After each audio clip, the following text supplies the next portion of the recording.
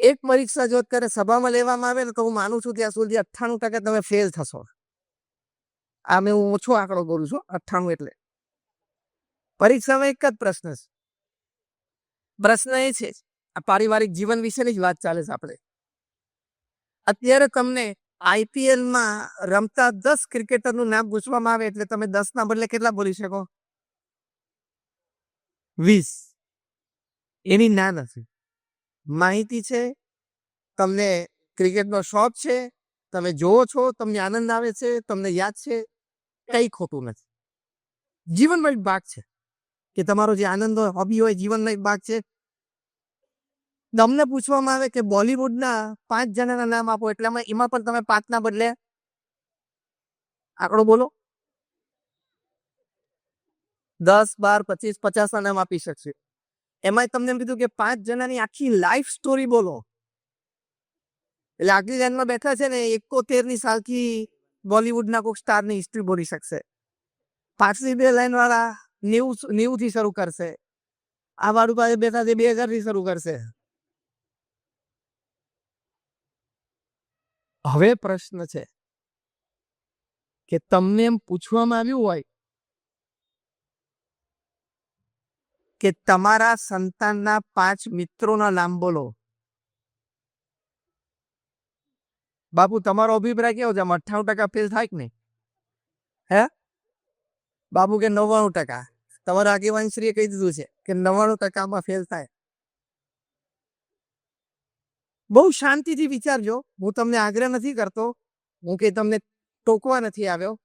એક સાચી ને સારી વાત સમજાવવાની વાત છે કે કયું તમારા માટે વધારે અગત્યનું છે, આઈપીએલના 20 નામ જાણવા, બોલિવૂડના 20 નામ જાણવા, કે તમારા સંતાનના 5 મિત્રો જેની સાથે એનો ઉછેર છે, એ 5 મિત્રો કોણ છે, એનો પરિવાર કોણ છે, એ મિત્રોના સંસ્કાર શું છે, એ મિત્રોનું અને પરિવારનું બેકગ્રાઉન્ડ શું છે, એ જાણવું અગત્યનું છે. એટલે પહેલું અગત્યનું છે. બીજું,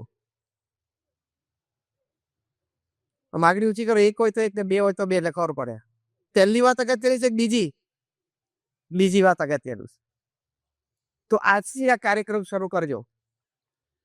આજે રાતથી તમે રાત્રિ ભોજન પછી આપણે 1/4 કલાકથી શરૂઆત નથી કરવી, આપણે 15 મિનિટથી શરૂઆત કરી છે. કારણ કે તમે અત્યારે મોબાઈલના ખૂબ આદતી છો એટલે તમારી માટે બહુ અઘરું છે. રાત્રિ ભોજન સાથે લેવું અને રાત્રિ ભોજન પછી 15 મિનિટ પરિવાર સાથે બેસવું, એવું નક્કી નિયમ આજથી આપણે દ્રઢ કરતા હોય. આંગળી ઊંચી કરો તો અમે તમને અભિનંદન. આનો જાદુ તમે જોજો.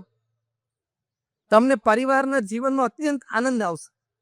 તમને સાંજે 6:30-7 થાય ને કઈ દોડીને પપ્પા મમ્મી, પત્ની હોય, સંતાનો હોય, કઈ ભાઈ બહેન સાથે રહેતા હોય, કોઈ વડીલ હોય, એની પાસે પહોંચી જવું એવું તમને અંતરથી થયા કરશે. અને સાથે બેસો એટલે બોન્ડિંગ વધે, આત્મીયતા વધે, એકબીજાને ખુલ્લા દિલે વાત કરી છે. તો પહેલી વાત છે આ સમયની. પ્રમુખ સ્વામી મહારાજ કેટલા વ્યસ્ત, કેટલી બધી પ્રવૃત્તિઓ. તમારે 2 છોકરાનો ઉછેર કરતા સાંજ પડે થાકી જાવ છો કે નહીં?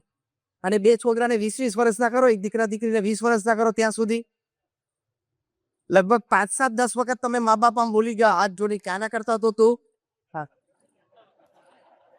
ખાલી જગ્યા પૂરો, આના કરતા તો તું, ઘણા વાક્યો આપણે બોલીએ છીએ પાછળના 8-10 પ્રકારના હશે. અમને 1200 સંતોને દીક્ષા આપીને પ્રમુખ સ્વામી કોઈ દિવસ બોલ્યા નથી. ન્યાવાળો અમારા 1200 સંતોનો ઉછેર તમે કરોડપતિ તરીકે તમારા એકના એક દીકરાનો કરો ને, એટલો સમય આપીને પ્રમુખ સ્વામી મહારાજ અમારો ઉછેર કર્યો છે. આજે મહંત સ્વામી મહારાજ કરે છે, સમય આપ્યો છે. બીએપીએસમાં કોઈ પણ સંત બીમાર હોય, પ્રમુખ સ્વામી મહારાજે કાળજી રાખી છે, ફોન કર્યો છે, પત્ર લખ્યો છે. એ સેન્ટરમાં હોય ત્યારે વ્યક્તિગત બેઠા છે. યોગમુનિ સ્વામી છે ત્યાં ભાવનગરમાં, પરમ દિવસે જ અમે એક કાર્યક્રમમાં સાથે હતા. 1981 ની વાત, જયારે નવા સાધુ થયેલા પાર્ષદ, જો આમાં 2 પાર્ષદ બેઠા છે, ચાંસદમાં દીક્ષા લીધી. પેલા સફેદ કપડામાં હોય, પછી ભગવા કપડામાં આવે. એ પાર્ષદમાં હતા અને બીમાર પડેલા સારંગપુરમાં. અને તકલીફ હતી ત્યાં સારંગપુરમાં ટ્રેનિંગ સેન્ટરમાં એક રૂમ છે, જ્યાં કોઈ બીમાર સંત હોય તો ત્યાં આરામ કરી શકે, 2-3 પલંગ છે. પ્રમુખ સ્વામી મહારાજ મહિનો રોકાણા સારંગપુર.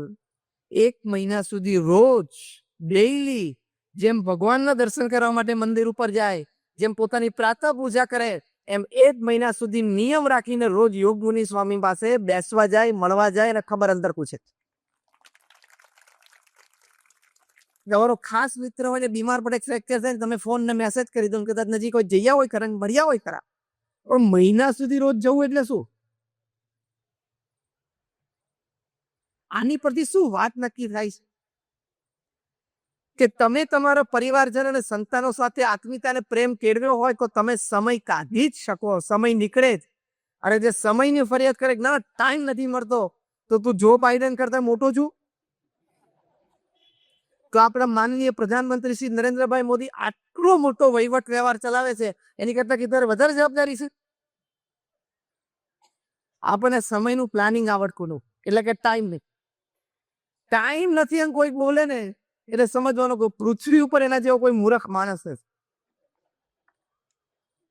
ટાઈમ નથી એનો મતલબ એમ થયું કે ભગવાને 24 કલાક થોડા ઓછા બને, 26 ગોઠવ્યા તો સારું. અમેરિકાના રાષ્ટ્રપ્રમુખ પાસે 24 કલાક છે, ભારતના પ્રધાનમંત્રી શ્રી પાસે 24 કલાક છે, પ્રમુખ સ્વામી મહારાજ પાસે પણ 24 કલાક હતા, આજે મહંત સ્વામી મહારાજ પાસે પણ 24 કલાક છે. એટલું કામ અને કેટલી મોટી સંસ્થા ચલાવ્યા પછી પણ દરેક સાથે આત્મીયતા અને પ્રેમ રાખી શકે છે. નક્કી કરીએ તો થાય. થાય કે ના થાય? હા કે ના? જરા જોરથી પાડો તો હા. નક્કી કરીએ તો થાય, સમય ફાકવા. બીજી વાત છે પારિવારિક મૂલ્યોમાં, કે તમારે તમારા પરિવારજનોને સંસ્કાર આપવાના. તમે તમારા સંતાનોનો અભ્યાસ તો સારી રીતે કરાવો છો, એની માટે તમે ચિંતિત છો, એ વાત સારી છે. એકાદ વિષયમાં નબળો હોય તો તમે ટ્યુશન ગોઠવી આપો છો, તો મા બાપ કોઈ હોય એ જાતે સમય ફાળવે, એ પણ વાત સારી. પણ શિક્ષણની સાથે સંસ્કાર આપવાના. પ્રમુખ સ્વામી મહારાજ એક વાત બહુ સરસ કરતા. આ એમનો જન્મ શતાબ્દી મહોત્સવ આપણે ઉજવી રહ્યા છીએ આ વર્ષે, ત્યારે આ બધી એમની હૃદય અમૃતની વાતો છે. એ પોતે કહેતા કે લક્ષણ વાળું શિક્ષણ રક્ષણ કરે અને લક્ષણ વગરનું શિક્ષણ ભક્ષણ કરે.